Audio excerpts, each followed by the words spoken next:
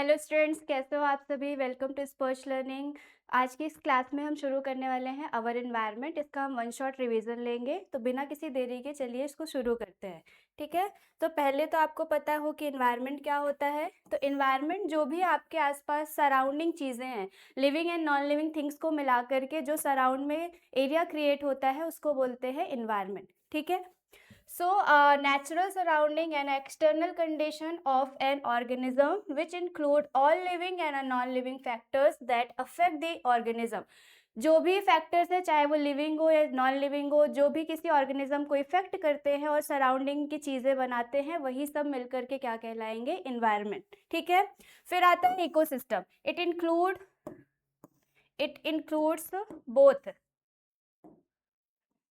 Living and non living components of an area. तो ecosystem सिर्फ जहां पर living and non living things के बीच में इंटरेक्शन होता है वो है इकोसिस्टम। क्लियर है। एंड बायोस्फीयर क्या होगा, this sum of total all the ecosystem and their interaction. और बायोस्फीयर क्या होगा, पूरे जितने भी living and non living things है उनकी पूरी सराउंडिंग और उनके बीच का इंटरेक्शन, इन सबको मिलाओगे तो वो क्या कहलाएगा, बायोस्फीयर। सो ये हो गया पूरा का पूरा बायोस्फीयर। बायोस्फीयर में होता है इकोसिस्टम और इन्वायरमेंट, और इन्वायरमेंट में होगा इकोसिस्टम। इकोसिस्टम में living and non living things के बीच में क्या होगा, इंटरेक्शन। एंड देन उसके बाद जो भी सराउंडिंग क्रिएट होगी वो कहलाएगी इन्वायरमेंट, और इन्वायरमेंट को मिलाओगे तो क्या बनेगा, बायोस्फीयर। क्लियर है। नाउ देन इसके बाद कुछ डेफिनेशन है, लाइक ऑर्गेनिजम्स क्या होते हैं, पॉपुलेशन क्या होती है और कम्युनिटी क्या होती है। तो ऑर्गेनिज्म कोई एक सिंगल इंडिविजुअल है वो कहलाएगा ऑर्गेनिज्म। ठीक है, और जब कई सारे ऑर्गेनिज्म को मिलाओगे तो वो किस में बदल जाएगी, पॉपुलेशन में। एंड पॉपुलेशन पर्टिकुलर किसी एक एरिया में रहेगी तो उसको हम क्या बोलेंगे, कम्युनिटी। क्लियर है। So it is the basic unit of an ecological hierarchy, can be a unicellular such as the amoeba and a paramecium or a multicellular such as a human। तो organism unicellular भी हो सकते हैं जैसे amoeba, जो एक single cell से मिलकर बनेगा, और जो ऑर्गेनिज्म मल्टीसेलुलर भी हो सकते हैं just like a human being, जो मल्टीपल सेल से मिलकर के बनते हैं। ठीक है, तो ऑर्गेनिज्म किसी भी इकोसिस्टम या एनवायरनमेंट की एक बेसिक यूनिट होती है इकोलॉजिकल हायरार्की की, और ये दो टाइप से हो सकते हैं, या तो ये यूनिसेलुलर हो सकते हैं या फिर मल्टीसेलुलर। फिर आता है population, a group of individual of the same species inhibiting a given geographical area at a particular time and a functioning as a unit. तो पॉपुलेशन क्या है, जो पर्टिकुलर किसी एक टाइम पर एक जगह पर एक पर्टिकुलर जोग्राफिकल एरिया पर रहती है तो वो कहलाती है पॉपुलेशन। ठीक है, और ये किसकी होगी, सेम स्पीसीज की। फिर आता है community, include all individuals of a different species living with in a certain geographical area. तो कम्युनिटी क्या होगी, जिसमें कि मल्टीपल स्पीसीज ग्रुप बना करके आपस में रहती हैं। तो ये कोई एक इंडिविजुअल हो गया। ठीक है, ऐसे ही इंडिविजुअल मिलेंगे तो ये किस में बदल जाएंगे, एक सिमिलर टाइप की स्पीसीज होगी तो ये हो जाएगी पॉपुलेशन। और इसी पॉपुलेशन में जब डिफरेंट डिफरेंट टाइप्स के भी ऑर्गेनिजम्स इंक्लूड हो जाएंगे तो उन सभी को आप एक साथ क्या बोलोगे, कम्युनिटी। समझ में आया। सो ऑर्गेनिज्म सिंगल स्पीसीज, यूनिसेलुलर भी हो सकती है और मल्टी सेलुलर भी। पॉपुलेशन सेम स्पीसीज का अगर ग्रुप किसी एक एरिया में रहता है तो वो पॉपुलेशन है, एंड डिफरेंट स्पीसीज के जो ग्रुप्स हैं जब वो एक एरिया पे रहते हैं तो वो कहलाएगी कम्युनिटी। ओके, देन इसके बाद आता है कंपोनेंट्स ऑफ एन इकोसिस्टम। मतलब जो पूरा इकोसिस्टम है जहां पर आपने ये पढ़ा कि लिविंग और नॉन लिविंग थिंग्स के बीच में इंटरेक्शन होता है, वो जो मिलकर बनाएंगे वो कहलाएगा इकोसिस्टम। तो वो किससे मिलकर बनेगा, so living and non living things, तो वही यहाँ पे लिखा है। तो दो टाइप के कंपोनेंट्स होते हैं, एबायोटिक जिसको आप बोलते हो non living, okay, and biotic जिसको बोलते हैं लिविंग। ठीक है, so abiotic components, non living components like light, temperature, water, air. तो नॉन लिविंग में जो भी हो जाएगा, फॉर एग्जांपल कि अगर आप किसी एक गार्डन में घूमने के लिए जाते हो तो वहां पर आप देखोगे तो आपको सनलाइट भी मिलेगी, आपको वाटर भी मिलेगा, आपको एयर भी मिलेगी, एट द सेम टाइम आपको वहां पर कुछ एनिमल्स भी मिलेंगे, ट्रीज, प्लांट्स, ये सब कुछ भी मिलेगा। ठीक है, कुछ ह्यूमन बींग्स भी वहां पर आपको टहलते हुए दिखेंगे। तो ये सब मिलकर जो क्रिएट करते हैं वो है इकोसिस्टम। तो आपने वहां पर नॉन लिविंग भी देखी, क्या क्या, टेम्परेचर हो गया, लाइट हो गया, वाटर हो गया, एयर हो गया। लिविंग थिंग्स में क्या आएगा? Producer, consumer and decomposer. ठीक है, प्रोड्यूसर जो एनर्जी को क्या करेंगे? प्रोड्यूस करेंगे। अब इसको हम डिटेल से भी पढ़ने वाले हैं। और इसमें आएंगे ग्रीन प्लांट्स। कौन आएगा? Green plants. ठीक है, कंज्यूमर जो एनर्जी को क्या करेंगे? कंज्यूम। और डिकम्पोजर्स जो एनर्जी को रिसाइकल करने का काम करेंगे। मतलब प्लांट से एनर्जी जनरेट हुई, कंज्यूमर ने उस एनर्जी को कंज्यूम किया, डिफरेंट लेवल्स में ट्रांसफर किया, और फिर से जो एनर्जी है वापस प्लांट में आकर के मिलेगी, तो ये कहलाता है साइक्लिंग ऑफ द एनर्जी। और इस पूरे साइक्लिंग में दो फैक्टर्स काम करेंगे, बायोटिक और एबायोटिक। ठीक है, ओके। देन इसके बाद कुछ आप यहाँ पे टर्म समझ लो। ऑटोट्रॉप्स और अ प्रोड्यूसर, इसमें organism that can manufacture their own food from a inorganic raw material also known as a producer. तो वही है कि ऑटोट्रॉप्स किसको बोल दिया? प्रोड्यूसर, जो कि अपने से एनर्जी प्रोड्यूस करता है बिना किसी की हेल्प लिए, जो भी उसे रॉ मटेरियल मिलेगा उनका यूज करेगा और एनर्जी को प्रोड्यूस करेगा। ठीक है, फिर आता है हेट्रोट्रॉप्स। तो हेट्रो मतलब होता है डिपेंड ऑन द अदर, जो दूसरे के ऊपर डिपेंडेंट रहेंगे किसी न किसी तरीके से, चाहे वो शेल्टर के लिए हो या फूड के लिए हो। तो इस टाइप के ऑर्गेनिजम्स को हम बोलते हैं हेट्रोट्रॉप्स। और इसमें जनरली किसको रखा जाता है? कंज्यूमर्स को। ठीक है, so can not synthesise their own food, dependent on other organism for their food requirement. तो जो भी फूड की रिक्वायरमेंट होगी उसके लिए वो किसी दूसरे पर डिपेंडेंट रहेंगे। तो ऐसे ऑर्गेनिजम्स को आप क्या बोलोगे? हेट्रोट्रॉप्स। ठीक है, अब इसमें कई सारे टाइप्स आते हैं। ये सो कंज्यूमर, इसी को आपने बोला हेट्रोट्रॉप्स, क्योंकि ये क्या होते हैं? डिपेंडेंट होते हैं। कितने टाइप के हैं? तो हर्बीवोरस, इन्हीं को बोलते हैं प्राइमरी कंज्यूमर। फिर सेकंड पढ़ोगे कार्निवोरस, ये होते हैं सेकेंडरी कंज्यूमर। एंड लास्ट में आते हैं ओमनिवोरस, और इसको बोलते हैं टर्शरी कंज्यूमर। ठीक है, नाउ हर्बीवोरस जो सिर्फ और सिर्फ किसको इनटेक करेंगे? उनका खाना क्या होगा? प्लांट। ठीक है, एग्जाम्पल डियर हो गया, हॉर्स हो गया, कैटल्स हो गई, रैबिट हो गया, माउस हो गया, ये सब किसके ऊपर डिपेंडेंट होते हैं? प्लांट्स के ऊपर। क्लियर है? फिर उसके बाद आता है कार्निवोरस। कार्निवोरस मतलब जो कि एनिमल्स को इनटेक करेंगे। ठीक है, सिर्फ उन्हें ही आप किस में रखोगे? कार्निवोरस में। लाइक फ्रॉग हो गया, कैट हो गया, स्पाइडर हो गया। ठीक है, ये सब किस में आ जाएंगे? कार्निवोरस। फिर उसके बाद आता है omnivorous. Omnivorous they feed on both plants and animals. तो ओमनिवोरस जो प्लांट को भी इंटेक कर सकते हैं और एनिमल्स को भी इंटेक कर सकते हैं, उनको आप किस में रखोगे? टर्शरी कंज्यूमर में, या फिर उनको बोलोगे आप ओमनिवोरस। ठीक है, एग्जाम्पल क्या आएगा? ह्यूमन बीइंग, क्योंकि ये प्लांट भी कंज्यूम करता है और ये एनिमल भी कंज्यूम करता है। बियर हो गया, ये भी प्लांट को खाता है और एनिमल्स को भी खाने का काम करता है। समझ में आया? So how many types of consumer? 3 types. First क्या होगा? हर्बीवोरस, सेकेंड होगा कार्निवोरस, एंड थर्ड होगा ओमनिवोरस। हर्बीवोरस को प्राइमरी कंज्यूमर, कार्निवोरस को सेकेंडरी कंज्यूमर, और ओमनिवोरस को क्या बोलेंगे? Tertiary consumer. फिर इनके ऊपर भी जो आएंगे वो सब किस में आ जाएंगे? टॉप कार्निवोरस या टॉप कंज्यूमर में। ठीक है, ओके। नाउ फिर इसके बाद आता है डिकम्पोजर्स। तो obtain a nutrient by a breaking down remains of a dead plants and animals, include some bacteria and a fungi. तो इनमें कौन आएगा? बैक्टीरिया, ये डिकम्पोजर्स होते हैं, और फंगी।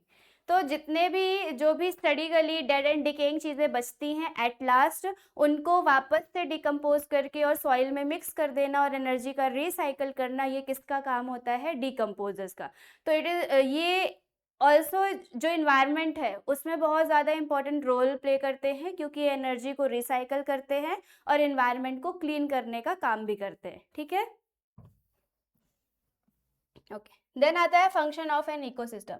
एक इकोसिस्टम का फंक्शन क्या होता है? So productivity, rate of a production of organic matter food by the producer. तो इकोसिस्टम में क्या होता है? प्रोडक्टिविटी होती है जिसमें प्रोड्यूसर फूड को प्रोड्यूस करते हैं, एंड डिकम्पोजिशन होता है जिसमें कि एनर्जी का रिसाइकल होता है। तो पहला फूड का प्रोडक्शन होगा, कंज्यूमर उसे कंज्यूम करेगा, लास्ट में जो वेस्ट बचेगा उसका रिसाइकल होगा, और ये काम किसका होगा? डिकम्पोजर्स का।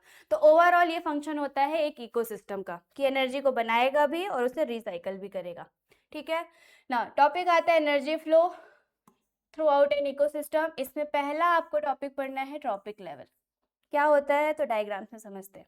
देखो ये डायग्राम बना है, यहाँ पर आपको ये दिखाई दे रहे हैं प्रोड्यूसर, ठीक है, ये जिसमें हमेशा किसको रखा जाता है, ग्रीन प्लांट्स को, क्योंकि एनर्जी का सबसे पहले प्रोडक्शन यही करते हैं। एनिमल तो एनर्जी को प्रोड्यूस सबसे पहले नहीं करेंगे, क्योंकि वो प्लांट से एनर्जी लेते हैं देन एनर्जी को प्रोड्यूस करते हैं, इसलिए प्रोड्यूसर में हमेशा किसको रखा जाता है, ग्रीन प्लांट्स को। देन प्रोड्यूसर से एनर्जी जो भी कंज्यूम करेगा वो किस में आ जाएगा, प्राइमरी कंज्यूमर। प्राइमरी से जो एनर्जी कंज्यूम करेगा वो सेकेंडरी, सेकेंडरी से जो एनर्जी कंज्यूम करेगा वो किस में आएगा, टर्शरी लेवल में। एंड देन वापस से डिकम्पोजर एनर्जी को क्या करेंगे, रिसाइकल। तो इस तरीके से जब एनर्जी का ट्रांसपोर्टेशन एक लेवल से दूसरे लेवल में होता है उसको बोला जाता है ट्रॉपिक लेवल, ठीक है। तो अब डेफिनेशन देख लेते हैं। सो level of species in an ecosystem on the basis of the source of a nutrition. एक ट्रॉपिक लेवल में इन सारे लेवल्स को ऐड किया जाता है जहां पर न्यूट्रिशन के बेस पर लेवल को डिवाइड करते हैं। प्रोड्यूसर जो उसे खाएगा, प्राइमरी कंज्यूमर, प्राइमरी को जो इनटेक करेंगे वो सेकेंडरी में, सेकेंडरी को जो इनटेक करेंगे वो किस में आएगा, टर्शरी में, ठीक है। The geographical representation of energy exchange in the ecosystem is known as a pyramid of energy। और इसी को हम क्या बोलते हैं, pyramid of energy, क्योंकि ये एक पिरामिड के जैसा स्ट्रक्चर जो है वो डेवलप करता है, ठीक है, ये हो गया। ओके, नेक्स्ट आता है फूड चेन। ये क्या होता है, तो food chain is equal to a trophic level, कि एक ट्रॉपिक लेवल में जितने भी स्टेप्स होंगे उन सभी वही सारे स्टेप्स किसमें कॉमन होंगे, फूड चेन में। तो फॉर एग्जांपल कि अगर फूड चेन में 4 ही लेवल का फूड चेन है और वो खत्म हो गया है, जैसे कि प्लांट है, प्लांट को कंज्यूम किया ग्रास ऑपर ने, ग्रास ऑपर को फ्रॉग ने खाया और फ्रॉग को किसने खा लिया, ईगल ने, फूड चेन खत्म हो गई। तो इसमें कितने लेवल थे, 1 2 3 एंड 4। तो ट्रॉपिक लेवल में भी कितने स्टेप्स हो जाएंगे, 4। तो food chain and trophic level दोनों इक्वल होते हैं। फूड चेन में भी एनर्जी का ट्रांसपोर्टेशन एक लेवल से दूसरे लेवल में होता है, ठीक है, और ट्रॉपिक लेवल में भी सेम चीज़ है। तो यहाँ पर एक फूड चेन बनी है कि ये प्लांट है, प्लांट को ग्रास ऑपर ने खाया, उसको बर्ड्स ने खाया, उसको बर्ड को स्नेक ने खाया और स्नेक को किसने खा लिया, आउल ने, ठीक है। तो इस तरीके से एनर्जी का क्या हो रहा है, फ्लो हो रहा है, और इसी को क्या बोलते हैं, food chain. A linear sequence of an organism in which each organism is eaten by the next, जिसमें कि each organism जो है वो अपने से next organism को intake करने का काम करता है, उसी को हम बोलते हैं food chain। एक एग्जाम्पल लिखी है food chain की कि प्लांट है प्रोड्यूसर, उसको खाया ग्रास ऑपर ने, ग्रास ऑपर को फ्रॉग ने और फ्रॉग को किसने खा लिया, ईगल ने। और भी फूड चेन बन सकती है, आप बना सकते हो, जैसे प्लांट है, प्लांट को खा लिया किसने, डियर ने, और डियर को किसने खा लिया, लॉयन ने। तो ये फूड चेन यहाँ पे भी खत्म हो सकती है, ठीक है। इसके अलावा वाटर के भी फूड चेन बना सकते हो कि होते हैं आपके सी प्लांट, जिसको बोलते हैं फाइटोप्लैंक्टन। ओके, इसको अच्छे समझ लो क्योंकि ये पूछता है, आपको एक्वेटिक फूड चेन बनानी है।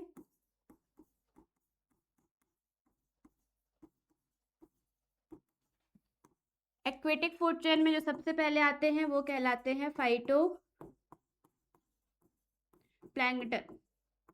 फाइटोप्लैंक्टन मतलब इन्हीं को हम सी प्लांट्स भी बोलते हैं। जैसे कि अगर आप टेरेस्ट्रियल लैंड में देखोगे तो वहां पर भी आपको जो प्लांट्स होंगे उनको आप ग्रीन प्लांट या प्रोड्यूसर बोलते हो, वैसे ही सीज या पानी के अंदर भी प्लांट्स होते हैं, उनको बोला जाता है फाइटोप्लैंक्टन।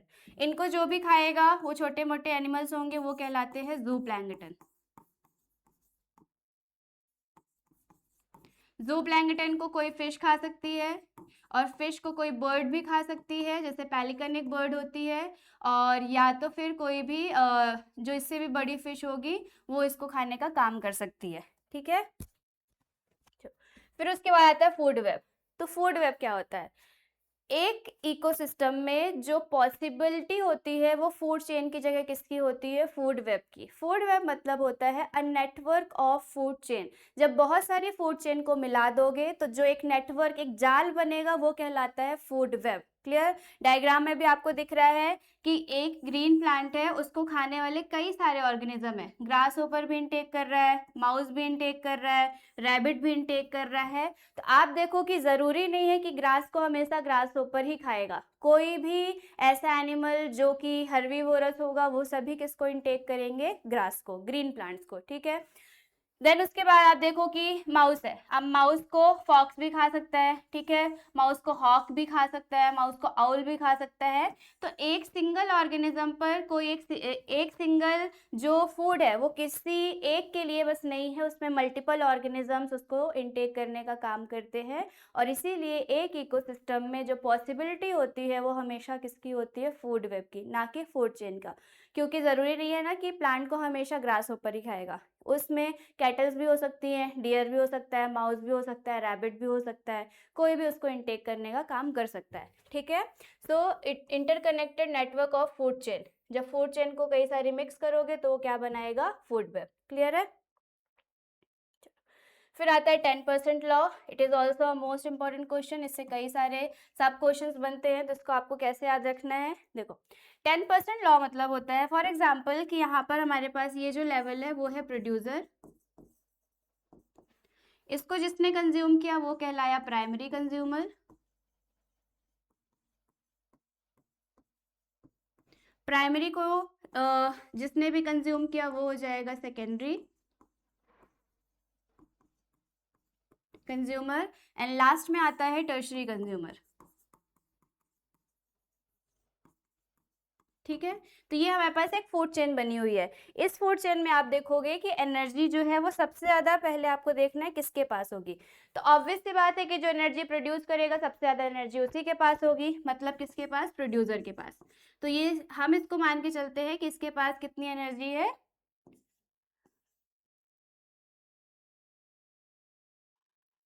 1000, कितनी है, 1000, ठीक है, ओके। 1000 किलो कैलोरी या जूल जो भी इसकी यूनिट आएगी वो हम मान लेंगे। देन इसके बाद इसका 10% रिडक्शन होगा और एनर्जी प्राइमरी कंज्यूमर के पास कितनी जाएगी, 100 किलो कैलोरी, ठीक है। फिर इसका 10% रिडक्शन होगा और एनर्जी सेकेंडरी के पास कितनी जाएगी, 10 किलो कैलोरी, और इसका रिडक्शन होगा तो टर्शरी के पास कितनी जाएगी, 1 किलो कैलोरी। तो आप देखो जैसे जैसे लेवल अप हो रहा है एनर्जी का 10% क्या हो रहा है, डिक्रीजन हो रहा है, और उसके साथ एनर्जी जो है वो कम होती जा रही है लेवल बाय लेवल। तो इसको बोल जाता है 10% लॉ, कि प्रोड्यूसर सबसे ज़्यादा एनर्जी को रखेगा और जैसे जैसे एनर्जी ट्रांसफ़र होगी एनर्जी जो है वो कम होती जाएगी, और जो सबसे ऊपर बैठा होगा उसके पास एनर्जी का जो सोर्स है वो सबसे ज़्यादा कम आएगा, और ये कहलाता है 10% law. So only a 10% energy is transferred from a lower to a tropic level to a higher tropic level, which means that energy keeps on a decreasing as one moves up a different tropic level.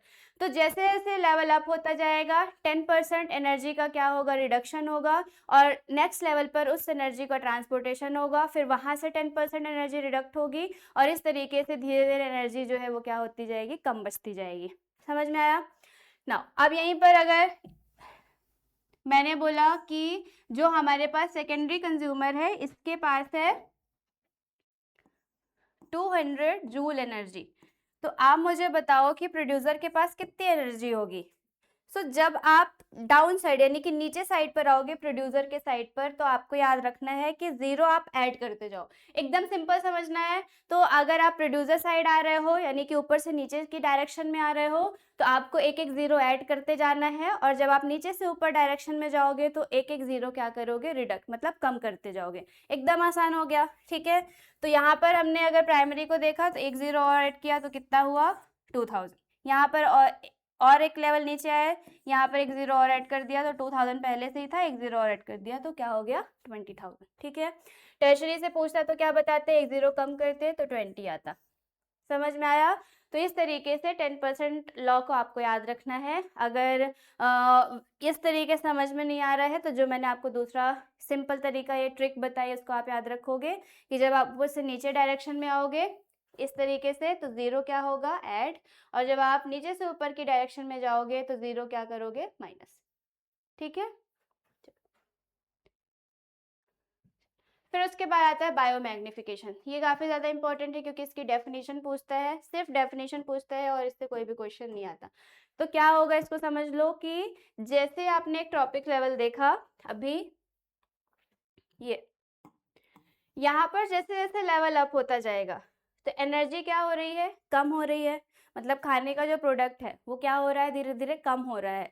उस situation में जो कि higher consumer होते हैं वो बाकी जो भी वेस्ट होता है वो कंज्यूम करने लगते हैं। ऐसे वेस्ट जो उनकी बॉडी के लिए हार्मफुल होते हैं, जैसे पेस्टिसाइड हो सकता है, कोई भी प्लास्टिक, कोई भी केमिकल, हर्बिसाइड्स, ये सब कुछ हो सकते हैं, और जो वो कंज्यूम करने लगते हैं और इससे धीरे धीरे उनकी स्पीसीज़ में जो है वो प्रॉब्लम्स क्रिएट होती हैं, डिजीज़ होने लगती हैं और वो ख़त्म होने लगती है।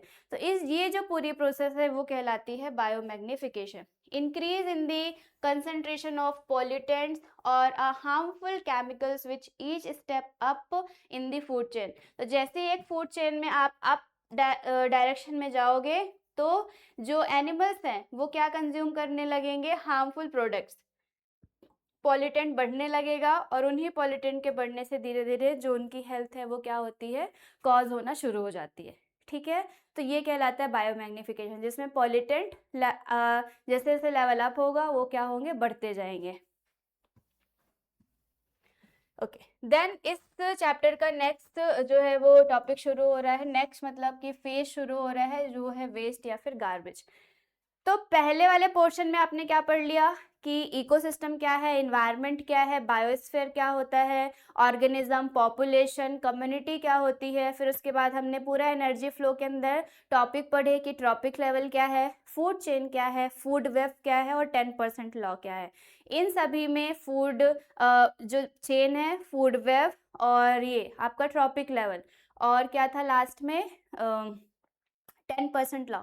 तो 10% लॉ और ट्रॉपिक लेवल ये बहुत ज़्यादा इंपॉर्टेंट है, इससे बहुत सारे क्वेश्चन आते हैं और स्पेशली 10% लॉ किस टाइप से क्वेश्चन पूछता है ये मैंने आपको एक एग्जांपल देके समझा दिया कि अगर सेकेंडरी के पास इतनी एनर्जी है तो प्राइमरी के पास कितनी होगी, अगर प्राइमरी के पास इतनी एनर्जी है तो टर्शरी के पास कितनी एनर्जी होगी एंड सो ऑन। ठीक है, तो ये हमने इस तरीके से एक पोर्शन खत्म कर लिया। अब इसका दूसरा पोर्शन है जिसमें आपको गार्बेज क्या होता है, उसको कैसे ट्रीट किया जाता है, कितने टाइप के होते हैं, और इसी में आप सेकंड टॉपिक पढ़ोगे ओजोन।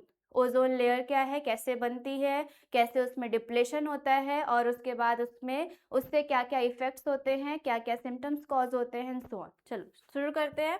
वेस्ट और गार्बेज। तो वेस्ट क्या होता है, कुछ भी अनवांटेड या अनयूज्ड या रिजेक्टेड मटेरियल, उन सभी को हम क्या बोलते हैं, वेस्ट बोलते हैं। Waste can be categorised according to its source, municipal, agriculture, industrial. तो वेस्ट किसी भी टाइप के हो सकते हैं, मतलब लिक्विड भी हो सकता है, गैसियस भी हो सकता है और सॉलिड भी हो सकता है। इंडस्ट्री से रिलीज हो सकता है, घर से रिलीज हो सकता है, एग्रीकल्चर फील्ड से रिलीज हो सकता है, कोई भी म्युनिसिपल एरिया वहाँ से रिलीज हो सकता है। तो कोई भी अनवांटेड या अनयूज चीज़ जो इन्वायरमेंट को खराब करती है वो सभी किस में रखे जाते हैं, वेस्ट में। ठीक है, तो यहाँ पर वेस्ट को 3 पार्ट में डिवाइड किया गया है, सॉलिड, लिक्विड और गैसियस में। सॉलिड में हजार्डस और नॉन हजार्डस दोनों होते हैं, मतलब कुछ ऐसे होंगे जो कि इन्वायरमेंट को खराब भी कर सकते हैं और कुछ ऐसे होंगे जो इन्वायरमेंट को खराब नहीं भी करेंगे, इजिली डिकम्पोज हो जाएंगे। ठीक है, सो टाइप्स ऑफ वेस्ट पढ़ना है।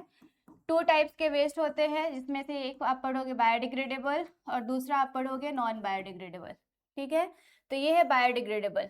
इसका क्या मतलब है, बहुत आसान है। बायोडिग्रेडेबल जो इजीली नेचर के साथ क्या हो जाए, डिकम्पोज हो जाए, वो कहलाते हैं बायोडिग्रेडेबल। और नॉन बायोडिग्रेडेबल अपोजिट है कि इसको आप कितना भी सॉइल में पुट करके रखोगे और जितने भी टाइम के बाद ओपन करोगे तो वैसा ही मिलेगा जैसा आपने इसको पहले रखा था। मतलब ये इन्वायरमेंट या नेचर के साथ डिकम्पोज नहीं होते हैं, तो वो किस में आ जाएंगे, नॉन बायोडिग्रेडेबल। बायोडिग्रेडेबल जैसे कि वेजिटेबल, फ्रूट्स, इनके पील हो गए। ठीक है, इसके अलावा कैटल डंक हो गया। तो जो भी ऑर्गेनिक वेस्ट हैं वो सब किस में आ जाएंगे, बायोडिग्रेडेबल में। नॉन बायोडिग्रेडेबल में मल्टीपल एग्जाम्पल्स हैं, प्लास्टिक है, मेटल है, ग्लास है, लेदर है, मेटल्स हैं। ठीक है, तो ये सब किस में आएंगे, नॉन बायोडिग्रेडेबल में। इनको आप कितना भी सॉइल में पुट करके रखोगे ये कभी भी डिकम्पोज नहीं होंगे। So waste that can be broken down by a biological process is called a biodegradable. They are mainly from a plant and animal sources. Decomposition of waste is accomplished by enzyme released by a microbes in order to digest this organic waste and consume it. तो biodegradable जो कि easily decompose हो जाए।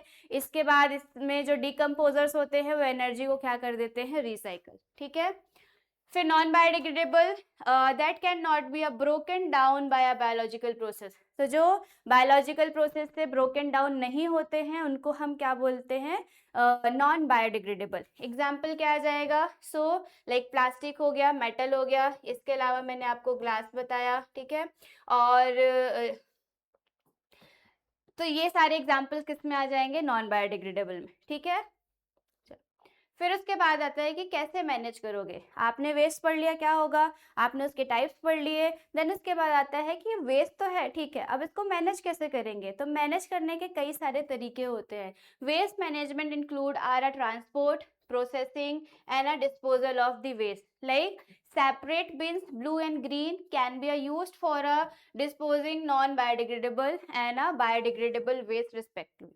तो आपने देखा होगा कि डस्टबिन में ब्लू और ग्रीन कलर के डस्टबिन होते हैं। जो ब्लू और ग्रीन है वो सेपरेट होते हैं कि एक में आपको सूखा कचरा डालना है और एक में आपको गीला कचरा डालना है। ठीक है, जिसकी वजह से जो गार्बेज है एक तो सेपरेट हो जाएंगे और उसके बाद फिर उनका रिसाइकल या रीयूज कर लिया जाएगा। Reduction in the use of non biodegradable products like a plastic.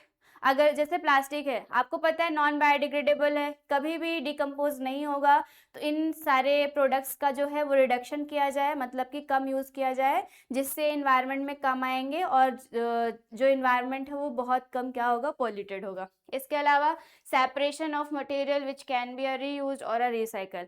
ऐसे मटेरियल को सेपरेट करना जो कि रिसाइकल किए जा सके, रीयूज किए जा सके। ये कुछ तरीके हैं जिसका यूज़ करके आप जो गार्बेज है या वेस्ट है उसको मैनेज कर सकते हो। इसके अलावा और भी तरीके हैं, जैसे लैंडफिल होता है। लैंडफिल मतलब कि कहीं पर भी कोई ऐसे खाली एरिया है जो किसी काम का नहीं है, वहां पर आप गार्बेज को एक साथ स्टोर कर सकते हो। एक तरीका ये है। रिसाइकल तो हो गया, एंड रीयूज ये हो गए। इसके अलावा बायोगैस प्लांट्स भी लगते हैं और सीवेज ट्रीटमेंट प्लांट भी होता है।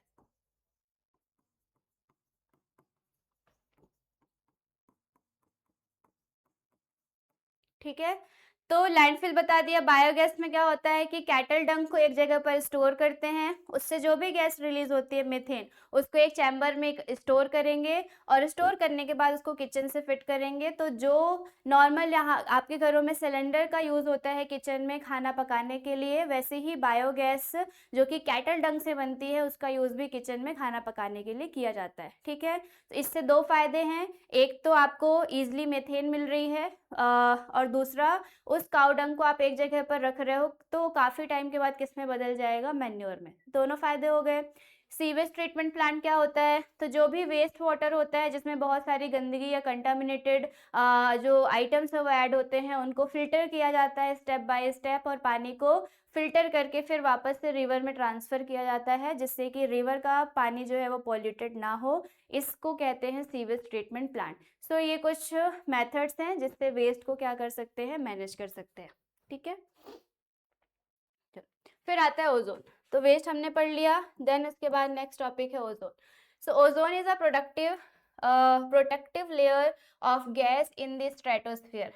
अगर आप अर्थ देखोगे, ये है अर्थ। ठीक है, इस अर्थ में लेयर्स होती हैं एटमॉस्फेयर में। पहली लेयर ट्रोपोस्फेयर, फिर आती है स्ट्रेटोस्फेयर, फिर है मेसोस्फेयर, फिर है थर्मोस्फेयर एंड फिर है लास्ट में एक्सोस्फेयर। तो इन सब से कोई हमें मतलब नहीं है, सेकेंड लेयर है, इसको हमने क्या बोला है, स्ट्रेटोस्फेयर। ठीक है, क्या है ये, स्ट्रेटोस्फेयर। इसी में एक लेयर होती है और उसको बोला जाता है ओजोन। ठीक है, ये हो गई ओजोन लेयर।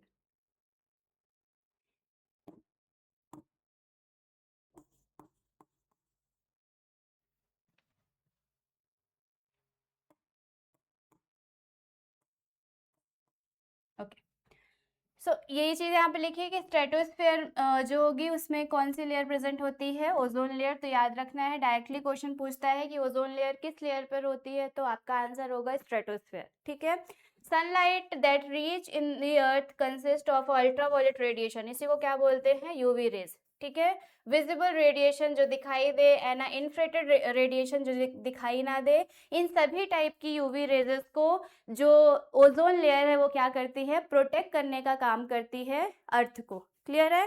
तो ये अर्थ है, अर्थ के सरफेस में जो सन से आने वाली यूवी रेज है जो दिखाई दे रही है और नहीं भी, जैसे ही ओजोन लेयर के पास आती हैं ये इससे रिफ्लेक्ट होकर के और वापस कहाँ जाती हैं, एटमॉस्फेयर में। ये नहीं आ पाती है कहाँ, अर्थ में, जिससे कि अर्थ जो यूवी रेज है उससे क्या होता है, प्रोटेक्ट रहता है। ये काम होता है ओजोन लेयर का। तो आप देखो कि इस यूवी रेज को प्रोटेक्ट करने की वजह से ओजोन कितनी ज़्यादा इंपॉर्टेंट होती है। तो इन केस कि अगर ओजोन लेयर खराब या डिप्लेट होती है, मतलब उसमें कोई होल होता है, तब क्या होगा, अगर होल हुआ तो डायरेक्ट यूवी रेज किस में हिट करेंगी, ट्रोपोस्फेयर से होते हुए अर्थ को। और अगर अर्थ में आएंगी तो आपको पता है कि यूवी रेज से कितनी सारी डिजीजेस होती हैं, कितनी हार्मफुल होती है स्पीसीज के लिए। Now, in a recent year, the ozone layer has depleted rapidly. अभी हाल ही के कुछ सालों से जो ओजोन लेयर है वो डिप्लेट होना शुरू हुई है। वही डिप्लेट होना मतलब ओजोन में होल या फिर पोर्स हो जाना, जिससे यूवी रेज डायरेक्ट उसको क्रॉस करके और किस में एंटर कर सके, अर्थ में। तो क्योंकि इतना ज़्यादा पॉल्यूटेंट जो पॉल्यूशन है वो कॉज हो रहा है, गैसेस एनवायरनमेंट में बहुत ज़्यादा बढ़ रही हैं, उन सब की वजह से जो ओजोन लेयर है वो कंटिन्यूसली क्या हो रही है, डिप्लेट हो रही है, खराब हो रही है। ठीक है। Now, ultraviolet lights act on a CFC in the stratosphere and release chlorine atoms. These chlorine atoms destroy the ozone molecules. तो ये है ऑक्सीजन, इसमें जब आप एक और O ऐड करोगे तो ये क्या बनेगा, O3, और इसी को हम बोलते हैं ओजोन। जो यूवी रेजेस होती हैं, इन यूवी रेज में क्या होता है, क्लोरीन, और ये क्लोरीन आप देखो कि इस तरीके से एक ऑक्सीजन के साथ ऐड हो जाएगा और O2 को बाहर कर देगा, मतलब कि ये बना और O2 वापस आ गया, यानी जो O3 था उसका स्ट्रक्चर क्या हो गया, ब्रेक डाउन हो गया, और इसी की वजह से जो ओजोन लेयर है उसमें क्या हो रहा है, डिप्लेशन। समझ में आया। और ये जो होती है वो यूवी रेजेस या जो CFC होता है वो क्या करता है, वो भी इन्वायरमेंट को पोल्यूट करता है, जिसकी वजह से ओजोन डिप्लेशन होने के चांसेस जो है वो बढ़ जाते हैं। यूवी रेस तो खराब कर ही रहा है, यूवी रेस को आने से बचाने के लिए ओजोन लेयर है, और ओजोन लेयर जो है खराब है वो डिप्लेट किसकी वजह से हो रही है, CFC की वजह से। CFC को क्या बोलते हैं, क्लोरोफ्लोरोकार्बन, ये भी याद रखना है। Now the consequence of the ozone depletion has occurred widely in the stratosphere but is more prominent over the Antarctica region. The depletion of ozone in this region has created an ozone hole. तो जो ozone depletion है वो सबसे पहले कहाँ देखा गया, Antarctica में, और यहीं से फिर इस चीज़ को जो रियलाइज़ किया गया कि अगर ओजोन लेयर कंटिन्यूसली डिप्लेट होती रहेगी तो धीरे धीरे जो रेजेस हैं वो अर्थ में आएंगी और जितने भी ऑर्गेनिज्म और स्पीसीज हैं उनकी हेल्थ को इफेक्ट करेंगी, और धीरे धीरे ये ऑर्गेनिजम्स क्या होते जाएंगे, खत्म होते जाएंगे। तो यहीं से फिर इसको प्रोटेक्ट करने के लिए क्या लेकर आया गया, UNEP। इसके अलावा याद रखना है अंटार्कटिका में जो सबसे पहला डिप्लेशन देखा गया वो कब देखा गया, 1985 में। ठीक है। और UNEP ने इसको बोलते हैं यूनाइटेड नेशन एनवायरमेंटल प्रोग्राम। ये एक कमिटी बनाई गई और ये पूरा प्रोग्राम डिजाइन किया गया किस चीज़ के लिए, एनवायरनमेंट को प्रोटेक्ट करने के लिए, और किससे, CFC से। इसलिए इसने CFC के प्रोडक्शन को बहुत लिमिटेड किया या फिर उसके प्रोडक्शन पर बैन लगाने की कोशिश की और एक प्रोटोकॉल लाया, और उस प्रोटोकॉल को बोला जाता है कियोटो प्रोटोकॉल। क्या बोलते हैं, कियोटो प्रोटोकॉल। ठीक है। Now causes of ozone depletion क्या होता है, ओजोन डिप्लेशन अगर हो जाएगा तो क्या कॉजेज होंगे, so it cause skin darkening, skin cancer, ageing and corneal cataract in a human beings. क्या क्या हो सकता है, स्किन कैंसर हो सकता है, कैटरेक्ट डिजीज हो सकती है, कैटरेक्ट मतलब मोतियाबिंद, ठीक है, और इसके अलावा एजिंग मतलब कि इंसान की जो एज है वो बहुत जल्दी कम एज में भी कैसा दिखाई देने लगेगा, ओल्ड पर्सन के जैसा, मतलब बूढ़ा दिखाई देने लगेगा, उसको एजिंग बोलते हैं। क्लियर। स्किन कैंसर, स्किन का डार्क होना, और ये सारे सिम्टम्स जो है वो कॉज होते हैं अगर यूवी रेडिएशन अर्थ पर हिट करती है। and then it can even result in the death of many phytoplankton.